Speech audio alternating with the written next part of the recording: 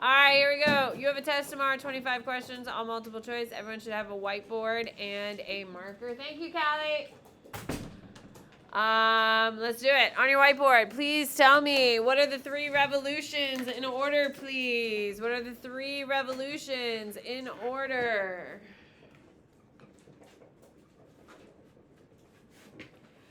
Good. What do we got, Lily? The American, the French, and the Russian. American, French, and Haitian. On your whiteboard, what year does the American Revolution start? Good. Oh, it's like you had a good government teacher there, Emerson, didn't you? What year, Emerson? 1776. What is the document that Thomas Jefferson wrote that'll start the American Revolution? And it is the last of your Enlightenment. Oh my God. Are you pretending like you don't know? No, I need oh, a new okay. marker. Okay, then go get a new marker instead of looking like you're confused. He's in my AP Gov class too. So if he didn't know the answer, I'd be real cranky. What do you got, Gianni? Declaration of Independence. The Declaration of Independence and the American government structure are heavily based on what Enlightenment thinker? You also could have just grabbed the one right here, boss. Oh, I didn't see that. What do we got, Ringus? John Locke. On your whiteboard. The fact that we have 3 branches of government is from what Enlightenment thinker? Good. What do we got? Nola. Montesquieu. The fact that we have freedom of religion here is by who? Who is it, Joshua? Voltaire. Voltaire. On your whiteboard, please tell me what is the name of the French voting system that only has 3 votes? 1 vote is of the king, the 2nd vote is of nobles, 3rd is the peasants, which are 97%. Rohan. Estates General. In the Estates General, there are a total of 3 votes. They're going to vote for a tax. The people are going to go stand on a tennis court, and they're going to write what document? Is she okay? Yeah. You're going to stand on a tennis court and write what document? Don't make it harder than it is, people. What is it, Rinkus? Tennis court accords. Yeah, the tennis court accords. See what we did there? Alright, so the tennis court accords are going to say they will rebel, but what is the official start of the French Revolution? Good. Stella. When they charge the bus. Yeah, when they go for the Bastille. On your whiteboard, what year is the French Revolution officially begin? Good. What do we got? Callie. 1789. On your whiteboard, please tell me, who is the political party that rises into power during the Reign of Terror? Dylan, look at your notes instead of everyone's boards, boss. What do you got, Nash? Jacobians. The Jacobians are led by what person? It's also on my wall. Who is it, Rinkus? Maximilian Robespierre. Oh, yeah, you just like saying Maximilian. Maximilian Robespierre. How French can you be? On your whiteboard, what's the name of the French king who gets his head chopped off? Good. Ellery. Louis, because they're French, but yes. Louis. No. Louis the what? What do we got, Amy? Louis the 16th. 14th builds Versailles, which you need to know. Louis the 14th, the Sun King, center of the world. Yes, forces all the nobles to live at Versailles. That guy. 2 generations. 246. 46. 16th is the guy who gets his head chopped off. On your whiteboard, please tell me whose arrival ends the Reign of Terror. Lily. Napoleon. On your whiteboard, how many times did Napoleon make himself emperor? Pretty cool. Pretty cool. How many times, Marla? Twice.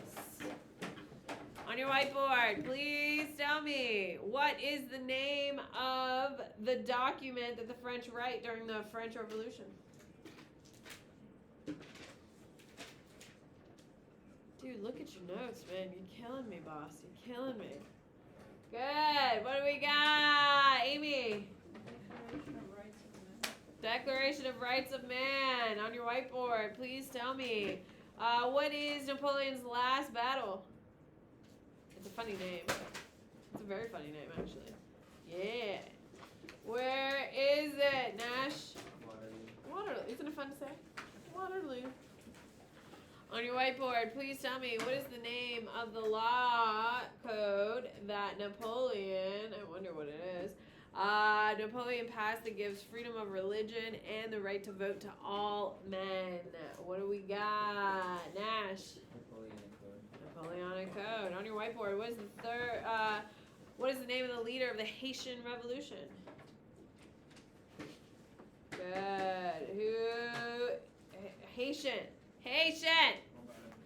Who is it? Nola. Louverture. Toussaint Louverture. On your whiteboard. Who is he fighting?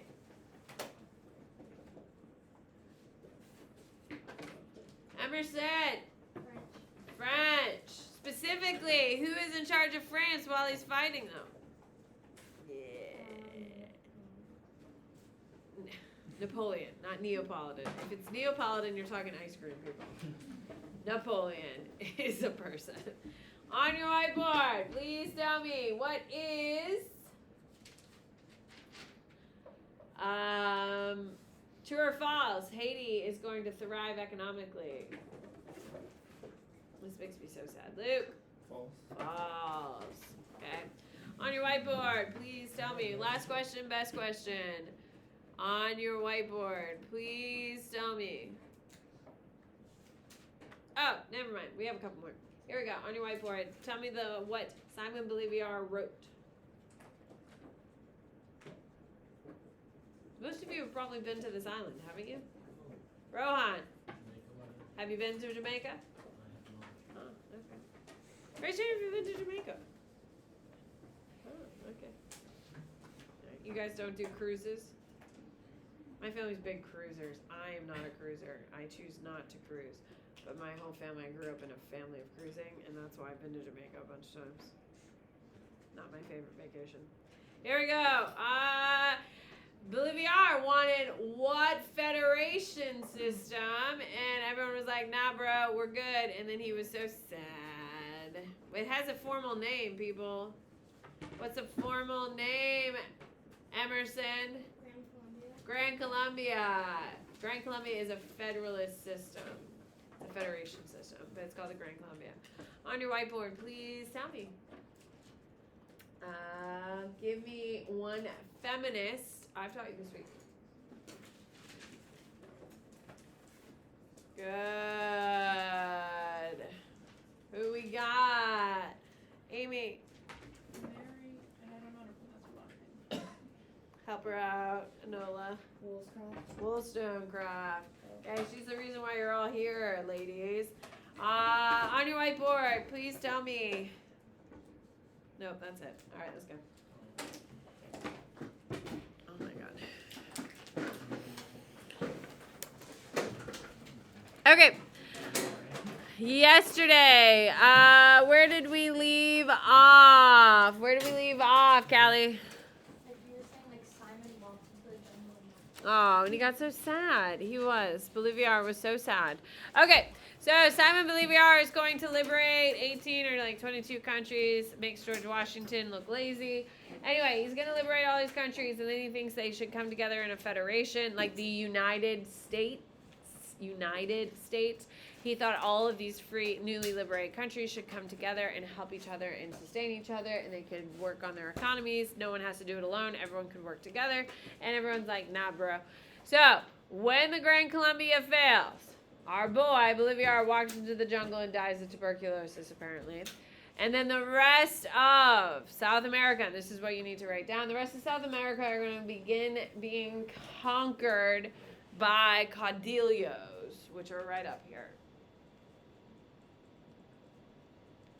Caudillos are small armies.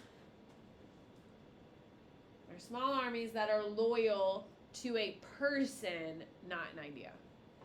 Like here in the United States, is our military sworn loyal to Joe Biden or the Constitution?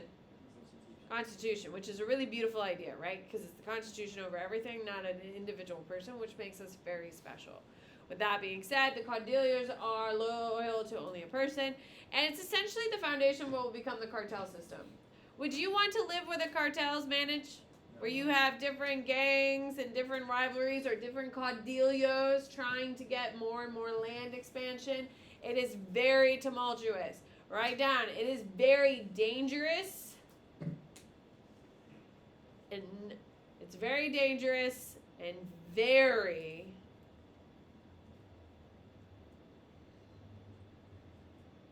chaotic. Okay. Now, you need to write down the Creole revolutions were successful in kicking the Spanish out.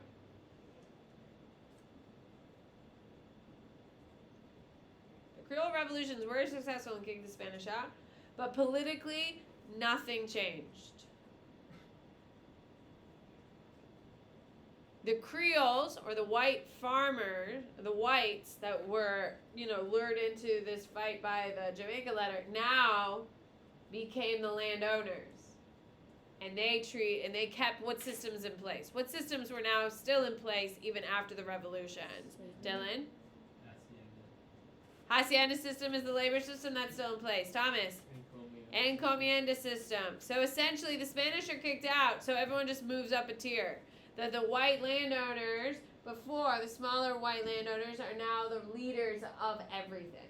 So if you were an indigenous person who fought and your family died in the war, did anything really change for you? No. How do you think that made them feel?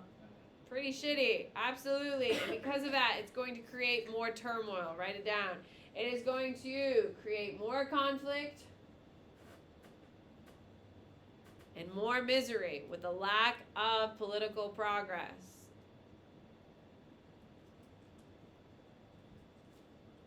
Okay? So, people are getting very frustrated.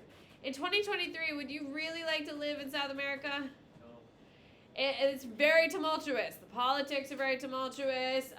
Some of these countries are starting to fail. Those types of things. There are multiple revolutions throughout history. It's very tumultuous. It's the only way to describe it. And it's because they didn't unify under the Grand Columbia. Now, would the Grand Columbia have been perfect? No, but it would have fixed a lot of problems. We in the United States are very lucky. We had one revolution and our government kind of failed for the first couple years, and then we got the Constitution, and then it's been pretty smooth sailing. It's kind of funny to say that in 2023. But for the most part, we were able to go. It is not the same in every other country. Thomas? Was a Civil War a revolution or a rebellion? It's a civil war, which makes it a rebellion. What do you got? What does tumultuous mean? Tumultuous means like very trying and like a lot of upheaval, or like, you didn't know if the government was going to be around in a year. Okay, that's what tumultuous means in this context. Do we know the United States is going to stand in a year? Yeah, we'll be here next year. We'll be here. Now, what shape we'll be in, we'll figure it out. But United States is going to stand. Do we expect the United States to be here in 10 years? Do you know some countries in the world don't know that? There's a lot of them. I mean, is Gaza Strip going to be there? Or is it just going to be a pile of rubble? I mean, that has just been blown apart. Is Israel going to be there? Those are the types of questions that are legit at this point. All right.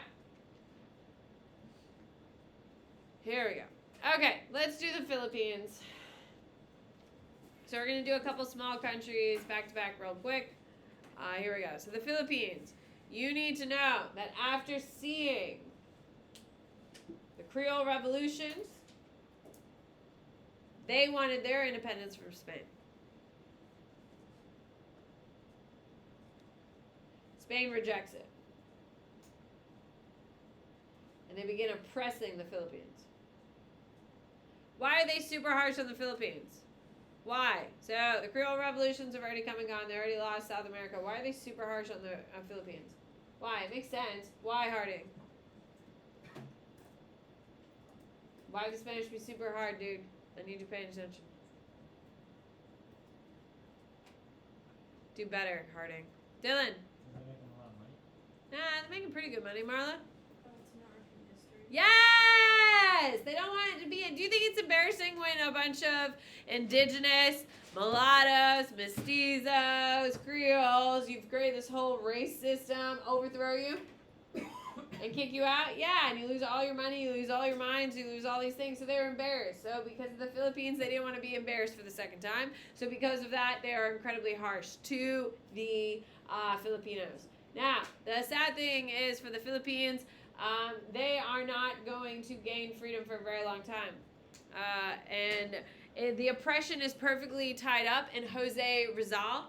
You should know his name. He is a journalist who is going to be killed by the Spanish. He is going to be tortured by the Spanish for printing negative press. This will be the rallying cry for Filipino freedom. This will be the rallying cry for Filipino freedom. All right, Italian unification. That's your next heading, Italian. Or just write Italy, that's fine. Okay, you need to know that Italy is made up of city-states or small regional governments. Okay, so anyone here ever been to Italy? Okay, if you've been to Italy, you know there's different regions, right? Tuscany, it's pretty flat, it's got the weird trees. Okay, then you have Milan up north. It is super foresty, it's super green. They don't eat that much pasta. They eat like gnocchi and stuff like that, and rice and stuff like that. So it's like a whole different regional. And then you have like your islands that are super seafood based and super heavy that way. Different types of sauces, different types of foods, all those different types of things throughout the regions. With that being said, they've always been independent, but they've collectively called themselves Italian, but they've never been. Well, they're going to be unified under Count Count de Cavour. His name's Camillo Cavour, but Count Camillo Cavour is going to unify them.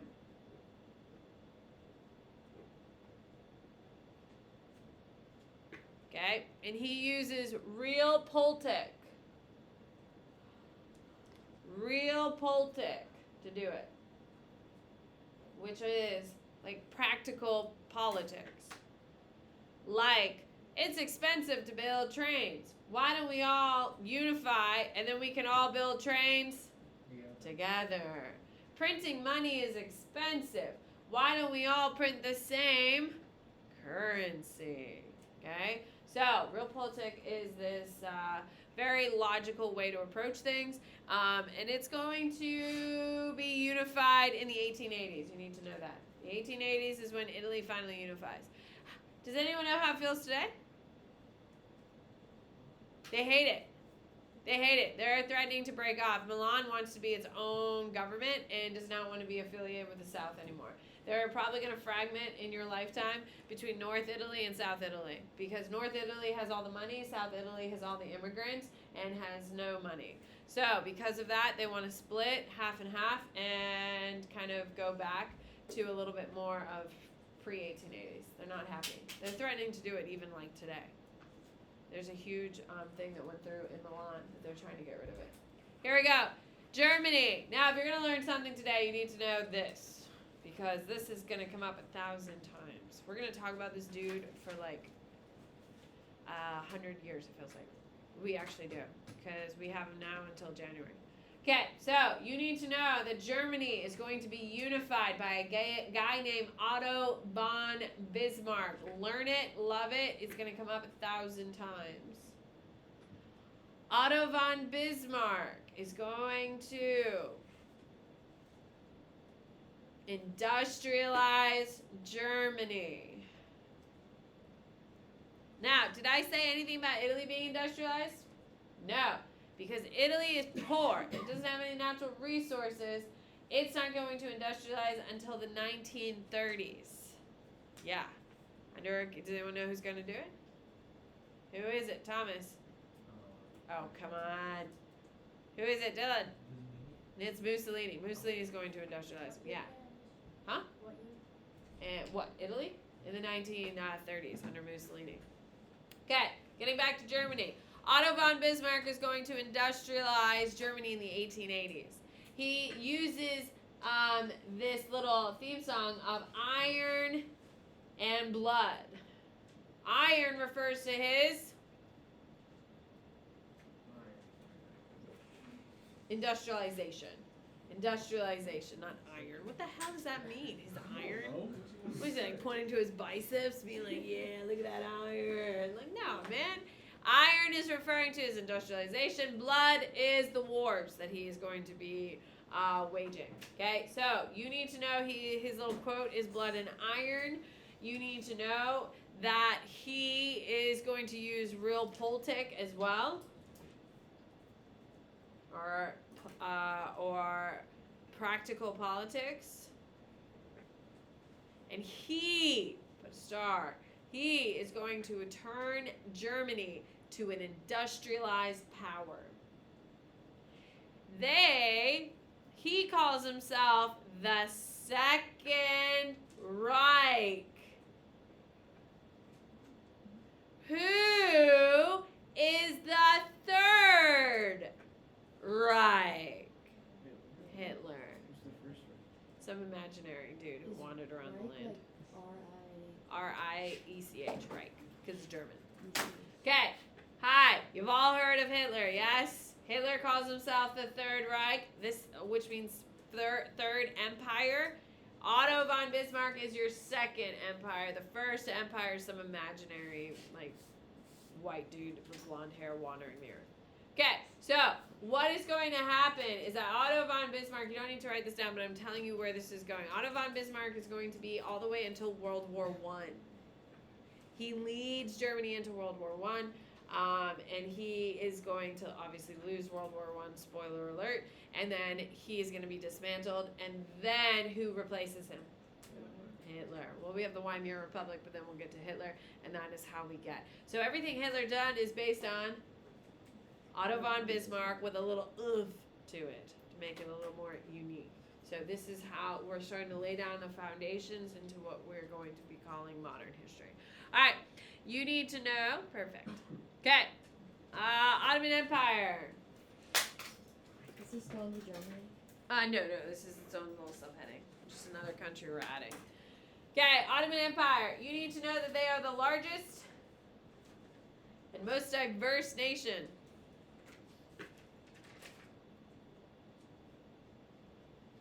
They are the largest and most diverse nation, and they are struggling with nationalism. Callie, you better pick that head up, girl. They are struggling with nationalism. All of their smaller ethnic groups want their own independence. Okay. So, now, why does Germany unify? What N word do they use? Nationalism. That was a little leading there, and that's not what I meant. I wanted nationalism. They wanted nationalism. Italy unifies because of nationalism. The Philippines are trying to get independence because they have Americans rebel because we have. Yes. Okay. Yeah, that was very misleading, and that was not my intention. We're moving forward here, though. The Ottomans are also trying to deal with it. They have the largest bout of nationalism going on inside the Ottoman empires, and it's going to cause chaos. Put a big star. You also need to know they're rejecting industrialization. Good plan or bad plan? Yeah. They're going to make a lot of bad plans. And we know they're going to collapse at the end of World War I. So their end is coming quickly. We're about 50 years away from their collapse. All right, Industrial Revolution. Skip a space, center it. Here we go. Okay, so this week is not really in chronological order. I taught the cool stuff, and then here we are, industrial. Even though I was talking about industrial as I'm talking about the revolutions, they're all happening at the same time. Okay, here we go. You're going to write Britain. You need to know they are the first country to industrialize. And why are they the first country to industrialize, Lily? Because they have iron ore and coal. They have lots and lots of iron ore and coal. And they also have a government that is supporting industrialization. So, you need to know England is the first country to industrialize because they have the most iron ore and coal. You need to know that it is going to slowly spread out from England Why is it slowly? The British want these secrets out? Oh no. No, it's a state secret. One of the British factory designers actually smuggles a map of how to build a factory, and he brings it to the United States. And he had to memorize it at work and then go home and write it down. And he had to roll it around the legs of around his legs. Sorry, that was quite the long. Anyway. He had to smuggle it out of England because if he got caught with it, he would have been killed. And he goes and sets up in Lowell, Massachusetts. Now, if you're from Massachusetts, like I am, you used to have to go on factory tours because Lowell, Massachusetts is the industrial heartbeat of the United States. So where did this guy show up? Massachusetts, specifically Lowell, Massachusetts, that built the first factory. So, your industrialized powers, and you should write this somewhere on your paper. Write them somewhere at the top, the bottom, I don't care. Your first country that industrializes is? England. Second is the? Americas. Yeah, buddy. Yeah. Third is France. 5 is? Germany. Otto von Bismarck is going to be spearheading that. What? Yeah, Otto von Bismarck. It's number 5. Oh, sorry, there's only 4. Sorry, there's only 4. Your 4 industrialized powers: England, United States, France, and Germany. Those are your 4. Does anyone know who's responsible for industrializing France? Think about it. We didn't really talk about it at all yesterday, but who do you think is responsible? Napoleon. Napoleon is responsible for industrializing France. It makes logical sense. Now, for Napoleon, I taught him in what, like 4 minutes? Napoleon is in charge of France for like 18 years. He's in charge of France for like 18 years, so he's doing lots of things during this time period and conquering a lot of territory. Okay, so you have your industrialized power. You need to know that pre-industrial revolution, you have something called cottage industries. Is this still under Britain? Yeah. Yeah, it's under Britain. You can leave it there, wherever you want. We have, so pre-revolution, you have a thing called cottage industries, where mostly women, and you should write that, where mostly women are making extras of things they're already producing. So, if you're baking a pie, it's the same amount of time to make 2 pies. So, one you and your family eat, and then you sell the other one for profit. Okay? So, cottage industries is if you're doing something already, you might as well make a little bit of extra, and then you sell it for profit. Okay? Are you making a lot of stuff or just a little bit of stuff?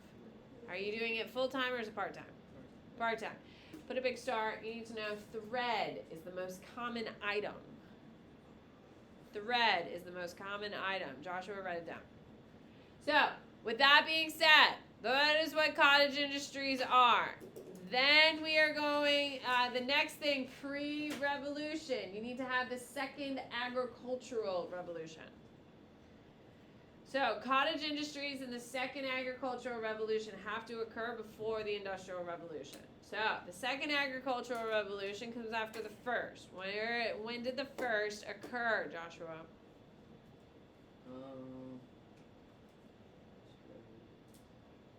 Agricultural revolution, boss. Do better, Josh. What do you got, Rohan? Is that like when they like started like planting? Yeah. So, like, give me a time period. Like Ancient times? Yeah. Yeah, that's fine enough. Ancient times, that's like your Babylonia, that is where you have your Mesopotamia, all those things, that's your first and agricultural revolution, almost 3,000 years ago, okay? Now we're hitting our second agricultural revolution in the 1750s, write it down. In the 1750s, we're hitting the second agricultural revolution, and what do you think we're using for the first time? Thomas? Machines. We're using machines for the first time, like the seed drill, like crop rotation. So we have taken, and you should write this down, they take scientific revolution ideas and apply it to farming. So, because the scientific revolution has occurred, people are looking for more empirical evidence. Like today. So, I'm a gardener, and I have a pretty big garden. I was watching a YouTube video, obviously. That's where I get my gardening know-how. And apparently, by cracking raw eggs into in the soil underneath my tomato plants, they will grow huge and super fast, which makes sense. So guess what I'm going to do? I'm thinking about it. I'm going to do a little, because I have some seedlings, I'm going to put a little egg in there and see how it goes and see if it works. And if it does, I'll do it for my big plants. Pretty excited about it. That's what they're doing. They're testing all these theories, and it's going to lead, write this down, this is the big part. So the second agricultural revolution leads to food surplus. Yes. Nola, thank you for being here. Food surplus. And every time the food goes up, the population goes up. So, second agricultural revolution, using seeds, seed drill, using crop rotation, doing all these things, and it's going to lead to a population increase. And then we can have the industrial revolution, right down. Because there's plenty of people to work and we have plenty of food to feed them, then the industrial revolution can occur.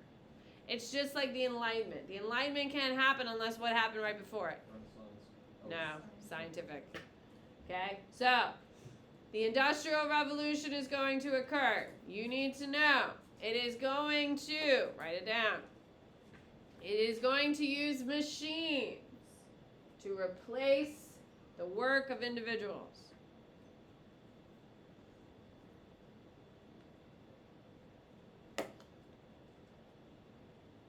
Now, what building holds machines? Factories. Factories are created to hold machines. Write it down. Factories are created to hold machines. Okay? It's the first time humans leave their home to go to work. Write it down. It's the first time humans leave their homes to go to work, which creates urbanization. What is urbanization, Jade? It's when people move to cities. There you go. People are moving to cities, and why are they moving, Jade? To work. Yeah, for jobs. Write it down. Urbanization is occurring. People are moving to cities to look for jobs, and where are they getting the jobs? Factories. So all of a sudden, all these factories have plenty of people to work. All right, your next subheading is technology. Okay. You need to know there's something called the spinning jenny. It's used to make thread. You need to know there's something called interchangeable parts, which makes it easy to fix machines. Like today, if you break, like for instance, my license plate is, I lost the screw that holds on my license plate onto the back of my car. Don't judge. It's like a thing. And it's a hatchback, so every time it closes, it slams really loud. Anyway, so that screw, is it a specialty screw that there's only one producer for, or can I buy it literally anywhere? I can buy it anywhere. That's what interchangeable parts are. The fact that I can lose a screw that came with my specialty Flagler College license plate, now I can use it to put I can use any screw that'll fit. Okay, what? Wasn't it like made to like fix muskets or something? I don't know what it's originally for, but they use it for fixed machines. Division of labor, you gotta know. Division of labor is when you have unskilled and skilled workers on different tiers, but more cost effective. Who costs more, skilled or unskilled? Skilled. So, are you going to have a lot of skilled workers or very little skilled workers? Very little, because they're expensive. So you're going to hire lots of unskilled workers to do a lot of the menial stuff, and then have only a few skilled workers to do it, because it's cheaper and more cost effective. Specialization of labor. These terms are going to come up and over every week going forward. Specialization of labor, it means each person has a specific job. So think about it. Every time I think of like an assembly line, I think of like a car. So one guy on the line has a drill bit, and he drills in the same 3 bolts all day long. The same 3 bolts. That's all he does. Does he get pretty good at it? Does he get very fast? That's what specialization of labor. If you keep doing the same skill over and over again, you're going to get very effective with it. And that's what specialization of labor is. And finally, you have assembly lines. Assembly lines are created by Henry Ford, of course. And they are moving items are worked on by workers. So instead of having the workers go to the item comes to the workers, and it makes it much more. Like, we don't even realize how much this single idea has changed the world. But everything you practically do now is on assembly item. Everything we do. Moving items are then dealt with by the workers. Have you ever seen an assembly line? Like an actual one in a, like, that's not an assembly line at any point. Assembly line means like they put the car, okay, so the chassis of the car, like the metal framework, gets like put on like a little conveyor belt, thank you. And so the first group of people are working on it, so you have different people working on it, and the actual car itself is moving. And you're moving with it. You usually have your own conveyor belt underneath, and then that conveyor belt ends, and then you go back to the start, and there'll be another car waiting for you, and that's all you do. You spend your whole day in like 50 feet. And you work the car until you hit that 50 feet, and then it transfers to another group of people who are standing there ready to go, and then you walk back to the front, and there's a new car going. It's like really cool. If you get lost on the internet, Google assembly lines. It's wild. What do you got? You can help yourself to whatever you like. All right. How much time do I have? 3 minutes? Perfect. To the boards. Let's do it.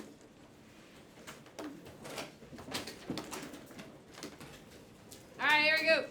On your whiteboard, please tell me, who are my 4 industrialized powers? I don't want to do this again next period. Actually, I do like 8th period. They're very sweet. 4th period, death. What do we got, Marla? England, America, France, and then Germany. There you go. England, U.S., France, Germany. On your whiteboard, please tell me, what country does it start in? Good. What we got, Rinkus? England. On your whiteboard, please tell me, England has a bountiful amount of what 2 resources? Don't write a finished product. Good. What are they, Amy? Iron ore and coal. On your whiteboard, please tell me, what is the name of the tool that makes thread? What's the name of the machine that makes thread? It's one of the first machines ever made. Good. What is it, Stella? Spinning Jenny. What do we call when you can go to the store and pick up any piece you need to fix a machine?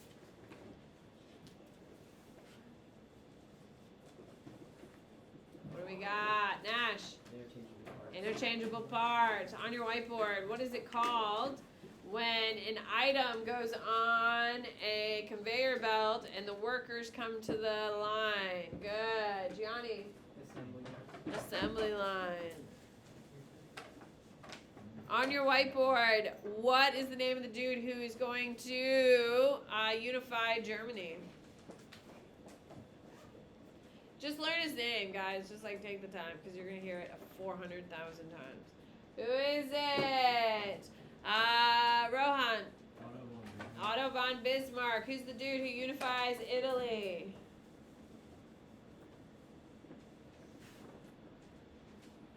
No, Mussolini does not. Mussolini's in the 1930s were not there. Who is it, Nola? Camilo Cavour. Count Camilo Cavour is going to be responsible for it. On your whiteboard, please tell me, what country wants to get rid of Spain and they can't, and they get super cracked down really heavily, and they even kill a journalist? Good. What is it, Emerson? Yep. Bye.